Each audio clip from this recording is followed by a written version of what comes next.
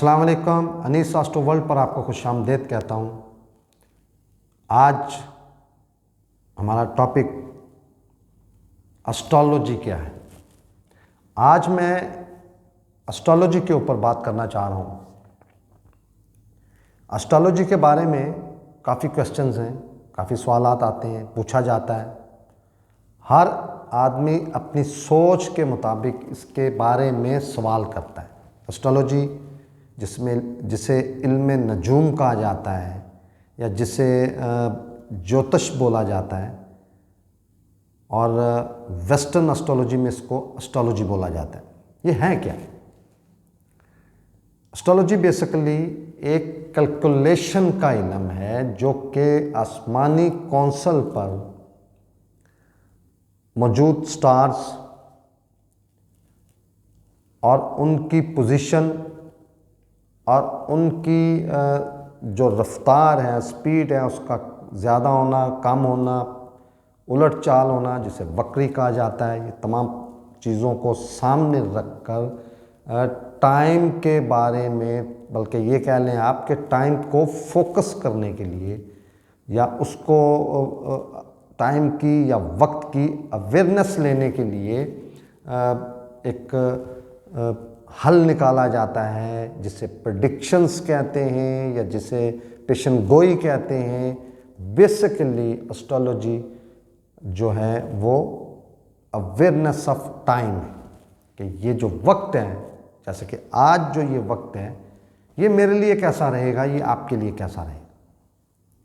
ये ना कुछ ले सकता है ना कुछ दे सकता है। ये टोटली एक कैलकुलेशन के ऊपर इसकी जो भी सवाल होता है, क्वेश्चन होता है, उसका आंसर दिया जाता है। और ये बहुत पुराना इल्म है। इसकी जो तारीख़ है या हिस्ट्री है, इतनी ही पुरानी है जितनी एक इंसान की हिस्ट्री।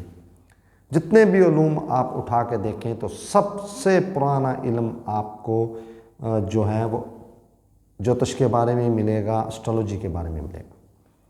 एस्ट्रोलॉजी बेशुमार किस्म की हैं।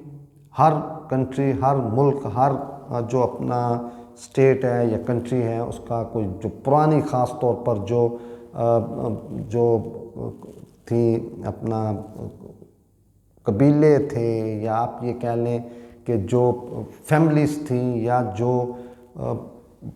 पुरानी हिस्ट्री आप उठा के देखें, जैसे यूनान की हिस्ट्री आप उठा के देखें, बहुत आउट क्लास उस वक्त के एस्ट्रोलॉजर वहाँ पे मौजूद थे जो टाइम को फोकस करके प्रेडिक्ट करते थे और उससे अपनी ज़िंदगी को बेहतर बनाने के लिए हल निकाल लेते थे। इसी तरह जो सबसे बेहतरीन जो एस्ट्रोलॉजी है, जो इस वक्त जो राइजुल वक्त है, या जिस पे आप ये कह लें कि जो सबसे तारीख़ी हिस्टोरिकली उसकी बैकग्राउंड है, और वो वैदिक एस्ट्रोलॉजी। उसमें भी दो तरह की एस्ट्रोलॉजियाँ हैं, एक जेमिनी है और एक प्राशरी। तो ये एस्ट्रोलॉजी जो है, ये इसके अलावा वेस्टर्न एस्ट्रोलॉजी है। जो यूनानी एस्ट्रोलॉजी थी वो टोटल उठा के वेस्टर्न वालों ने अपनी उस पर आगे मज़ीद रिसर्च करके उसको वेस्टर्न एस्ट्रोलॉजी का नाम दे दिया। लेकिन बेसिकली वो यूनान वालों की जो एस्ट्रोलॉजी है, पुराना जो हज़ारों साल पुराना जो उनका सिस्टम था, उनका तरीक़ाकार था, जो उनकी कैलकुलेशंस थी, आज भी वेस्टर्न उसी हिसाब से ही आगे उसको लेके बढ़ रहे हैं। थोड़ा सा साइंस की वजह से इसमें थोड़ी सी चेंजिंग आ गई है, एक्यूरेसी बहुत ज़्यादा आ गई है। इसी तरह अगर आप वैदिक एस्ट्रोलॉजी को देखें, जिसका मैं स्टूडेंट हूँ, ये बहुत ही ज़बरदस्त एस्ट्रोलॉजी है और टाइम को बहुत ज़्यादा फोकस कर इसमें किया जा सकता है। बहुत ज़्यादा आप फोकस इसको कर लेंगे, आपको टाइम को। और सबसे पुरानी जो मैंने, मेरे उस्ताद मोहतरम ने जो मुझे बुक दी थी, जिसको मैंने स्टडी किया आज से 20-25 साल पहले, तो वो लाल किताब थी। और मेरे उस्ताद मोहतरम फरमाते थे कि ये तकरीबन 2600-2700 साल पुरानी बुक है, जो चलती आ रही है, मुख्तलिफ़ ज़बानों में इसकी ट्रांसलेशन हुई है और चलती आ रही है। उससे लोग एस्ट्रोलॉजी सीख रहे हैं, प्रेडिक्शन करना सीख रहे हैं और अपनी इससे रिलेटेड जितने भी मामलात हैं उसको बहुत अच्छे तरीके से, मेरी जो सबसे पहली बुक जो मैंने स्टडी की वो लाल किताब थी, वो आज भी पढ़ी जा रही है, बोली जा रही है, देखी जा रही है, समझाई जा रही है। तो हमारे लिए ये क्या कर सकती है एस्ट्रोलॉजी? ये बहुत बड़ा एक सवाल है। आज मैं इसका भी आपको जवाब देता हूँ। एस्ट्रोलॉजी हमारे लिए जो हम पर वक्त है, इंसान पैदा हुआ, पहला सांस लिया, उस दिन उस वक्त से लेकर आज तक और आखिरी सांस तक ये ज़िंदा लोगों के बारे में बोली जाती है, देखी जाती है, समझी जाती है और प्रेडिक्ट किया जाता है। और जो दुनिया से रुखसत हो गया ये वहाँ पे ब्लॉक हो जाती है, ख़त्म हो जाती है। तो इसमें जब एस्ट्रोलॉजी स्टार्ट की जाती है या इसका कोई तरीक़ाकार जो है, अकॉर्डिंग टू वैदिक एस्ट्रोलॉजी भी, वेस्टर्न एस्ट्रोलॉजी भी, यूनानी एस्ट्रोलॉजी भी, तो सबसे पहले इसमें डेट ऑफ बर्थ मालूम की जाती है। डेट, मंथ, ईयर या तारीख, महीना और साल। इसमें दूसरी जो चीज़ चाहिए होती है वो टाइम ऑफ बर्थ, यानी कि वक्त पैदाइश, कि जो भी जिसके बारे में भी ये इसकी कैलकुलेशन करना होती है, तो उसके लिए ये लाजमी है कि उसके तारीख़ पैदाइश के साथ वक्त पैदाइश भी मालूम हो। इसी तरह जो तीसरी चीज़ इसमें चाहिए होती है वो प्लेस ऑफ बर्थ, यानी कि किस जगह पे ये पर्सनैलिटी पैदा हुई। दुनिया के किसी भी हिस्से में कोई भी पर्सनैलिटी जब भी पैदा होती है तो वो उस वक्त का टाइम भी नोट कर लिया जाता है, डेट, मंथ और ईयर भी नोट कर लिया जाता है और उस जगह को भी फोकस कर लिया जाता है या नोट कर लिया जाता है। ये तीन चीज़ों के बाद कैलकुलेशन स्टार्ट होती है। सबसे पहले इसमें चार्ट बनता है जिसे कुंडली कहा जाता है या जिसे जायचा कहा जाता है, वो बनाया जाता है और उसके 12 घर होते हैं, पहले से 12 घर, और हर घर हमारी ज़िंदगी के किसी ना किसी हिस्से से, चीज़ से वो रिलेटेड होता है। जैसे पहला घर कुंडली का, उसको लगन कहा जाता है, पर्सनैलिटी उससे होती है। दूसरा घर फैमिली, फाइनेंस के बारे में। तीसरा घर छोटे बहन भाई, आप मेहनत कितनी करेंगे, कम्युनिकेशन कितनी होगी, दोस्ती यारी कैसी होगी, सफ़र, छोटे छोटे सफ़र करेंगे नहीं करेंगे। चौथा घर माँ का घर, सुख का घर, सवारी का घर, ज़ाती सवारी, ज़ाती रहायश का घर। पांचवा घर संतान का घर, लव, रोमांस, एजुकेशन, प्लानिंग। छठा घर कंपटीशन का, बड़ी बीमारी का, कर्जे का। छठा घर, इसी तरह तमाम घरों के मंसूबात दिए जाते हैं और फिर उसके बाद ये देखा जाता है कि ये आसमानी कौंसल पर मौजूद स्टार किस किस घरों में कहाँ कहाँ मौजूद है, और उसके आगे ये फिर स्टार्ट हो जाता है काम। इसमें हम अपने लिए, अगर मैं अपनी बात करूं तो मैं अपने लिए टाइम फोकस करके इसको मैं अपने लिए आसानी पैदा कर सकता हूं। अपनी एजुकेशन के बारे में, अपनी औलाद के बारे में, अपनी सेहत के बारे में, अपने प्रोफेशन के बारे में, अपने फाइनेंस, फैमिली के बारे में, अपने भाग्य मुकद्दर, मैं जिस भी मज़हब से रिलेट करता हूँ या आप जिस भी मज़हब से रिलेट करते हैं उसके बारे में, वालिद के बारे में, एजुकेशन के बारे में, पार्टनरशिप के बारे में, मियाँ बीवी का जो तल्लक है उसके बारे में, मेरी ख्वाहिशात, मेरी डिज़ायर्स के बारे में, मेरे अखराजात और ज़िंदगी में जो इल्ज़ामात, तोहमत, सख्तियाँ, परेशानियाँ, तकलीफ़ें, उनके बारे में एक मैं टाइम फोकस कर लेता हूँ, एक कैलकुलेशन कर लेता हूँ। उससे मुझे बहुत आसानी होती है क्योंकि एस्ट्रोलॉजी ही आगे सदक़ात, खैरात या जिन्हें रेमेडीज़ कहा जाता है उसके बारे में बताती है कि किस वक्त में क्या हम सदका करें, खैरात करें या रेमेडी करें, और इस चीज़ के अगर खुदा न खास्ता मेरा नुकसान हो रहा है तो इस नुकसान ख़त्म नहीं होता। कभी भी कोई काम ख़त्म नहीं होता, जो होना है वो हो के रहता है, लेकिन उसकी शिद्दत में, उसकी ताकत में, उसकी पावर में कमी मेरे हाथ में है। मैं सदकात खैरात करके, रेमेडीज़ करके वो कम से कम नुकसान बर्दाश्त कर सकता हूँ। इस इल्म का मुझे ये फ़ायदा है। मेरा प्रोफेशन कैसा रहेगा, मैं उससे गाइडलाइन ले सकता हूँ। एस्ट्रोलॉजी से मैं इसकी गाइडलाइन ले सकता हूँ कि अपने प्रोफेशन, मेरे लिए कौन सा प्रोफेशन सही रहेगा। मैं गाइडलाइन लेके उसी प्रोफेशन में जाऊँगा तो मैं कामयाबी हासिल करूँ। कई लोगों को आपने देखा होगा बेशुमार प्रोफेशन चेंज करते हैं और आखिर जाके किसी एक प्रोफेशन में वो कामयाब होते हैं।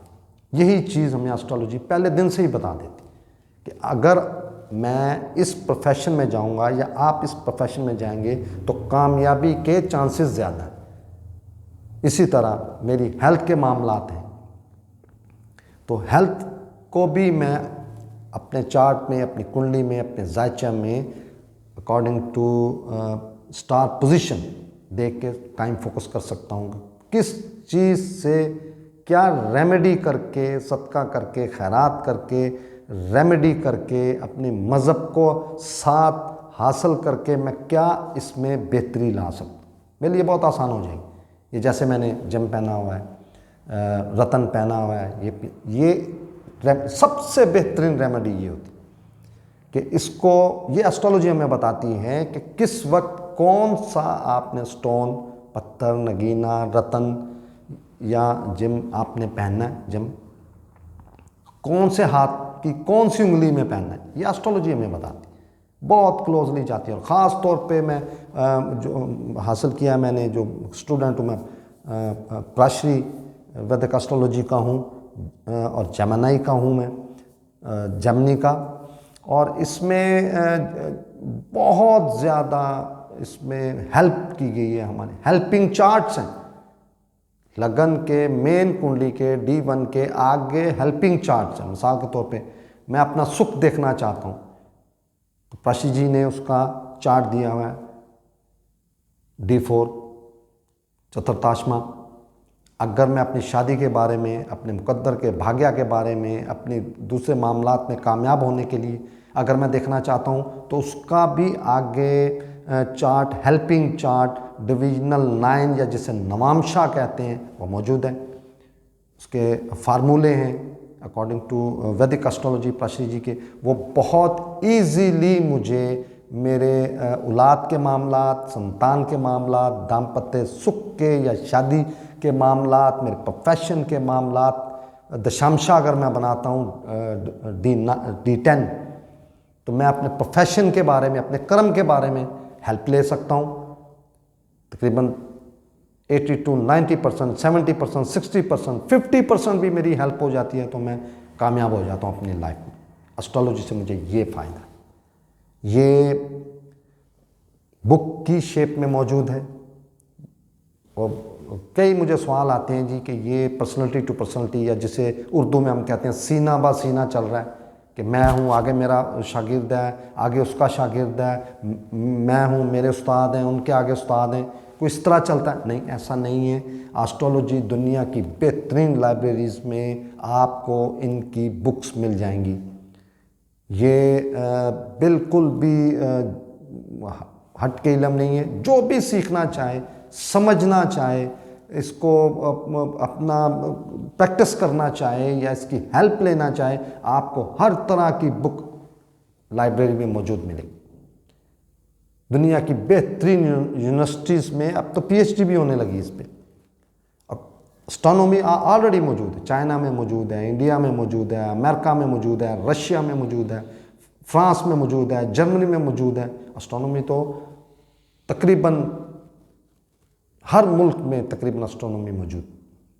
वहाँ से काफ़ी हेल्प लेते हैं उनसे, वो मौसम के बारे में, वेदर के बारे में, और दूसरे खुदा न खास्ता जो डिज़ास्टर, खुदा न खास्ता जैसे सैलाब आना, कोई इस तरह के मामला आना, उसकी हेल्प ली जाती है। सैटेलाइट से हेल्प ली जाती है। तो ये एस्ट्रोलॉजी जो है ये एक आप ऐसे ही जैसे दूसरा इल्म हासिल करते हैं, मैट्रिकुलेशन की, एफएससी की, उसके आगे ए लेवल, ओ लेवल, या इस तरह आप एमएससी, एमएस, बीएस इस तरह करते हैं, ये भी इसमें भी डिग्रीज मौजूद हैं, हाई लेवल की भी मौजूद हैं। और मुझ जैसा एक जो आम सा बंदा है वो भी इसको हासिल कर रहा है तो आप भी कर सकते हैं। इसकी बहुत अहमियत है।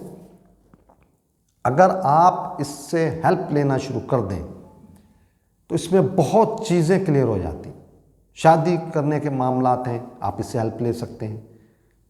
आप अपनी कोई चीज़ लेना चाह रहे हैं, आप हासिल करना चाह रहे हैं, या आप नया कारोबार करना चाहते हैं, या कुछ जायदाद लेना चाह रहे हैं, कोई प्रॉपर्टी बनाना चाह रहे हैं, आप इससे बहुत अच्छी हेल्प ले सकते हैं। आप अपनी एजुकेशन के बारे में इससे बहुत आउट क्लास हेल्प ले सकते हैं। रिसर्च के बारे में आप इससे ले सकते हैं। आप खुदा ना खास्ता जो कोर्ट कचहरी लिटिगेशन के मामला है उसमें बहुत बेहतरीन हेल्प आप इनसे ले सकते हैं। आप अपनी पार्टनरशिप के मामले में इससे हेल्प ले सकते हैं। ये बेहतरीन इल्म है और ये हज़ारों साल पर इसकी रिसर्च मौजूद, हज़ारों साल। आप अहले यूनान देख लें, आप अहले वैदिक देख लें, ये आपको हज़ारों साल पुरानी बुक्स आपको अवेलेबल, ट्रांसलेशन में अवेलेबल, पढ़ सकते हैं, सीख सकते हैं, उनसे हासिल कर सकते हैं आप। बेहतरीन इल्म है। आज कम वक्त में, थोड़े से वक्त में आज इस पे मैंने बात की, इसको मैं कंटिन्यू रखूँगा। काफ़ी चीज़ें बताने वाली हैं, बताता रहूँगा मैं इंशाल्लाह। इसके साथ साथ एस्ट्रोलॉजी से रिलेटेड चार्ट भी आपको बताता जाऊँगा। मैंने अपने ही इसी चैनल में आपको इसको सिखाने का, बताने का या इल्म हासिल करने का लेक्चर्स भी दिए हुए हैं, वो भी देखें आप। बहुत हेल्प होगी, बहुत इजीली, बहुत ही इजीली तरीके से आप बहुत जल्द से जल्द आप इंशाल्लाह आपको सीख जाएंगे। मुझे यकीन है मेरा ये प्रोग्राम आपको पसंद आया होगा। कोई क्वेश्चन पूछना हो, किसी जो चीज़ मैंने बताई है अगर समझ ना आई हो, आप करना चाहते हो, तो मुझसे आप इंस्टाग्राम पे डीएम कीजिए, मैं आपको जवाब दूंगा इंशाल्लाह। आप मुझे यूट्यूब पे ही क्वेश्चन करेंगे तो मैं इसका जवाब दूंगा आपको। इसके अलावा मैं आपसे एक रिक्वेस्ट करना चाहता हूँ कि काफ़ी लोग हैं जो फ़ीस अफोर्ड नहीं कर सकते, तो मैंने अपने मैनेजर साहब को बता दिया है कि कोई अगर पूछना चाहे कोई बहुत तो आप उनको फैसिलिटेट करें, और इंशाल्लाह मेरे मैनेजर साहब आपको फैसिलिटेट करेंगे और आपसे तामन करेंगे। बहुत शुक्रिया। अस्सलाम वालेकुम।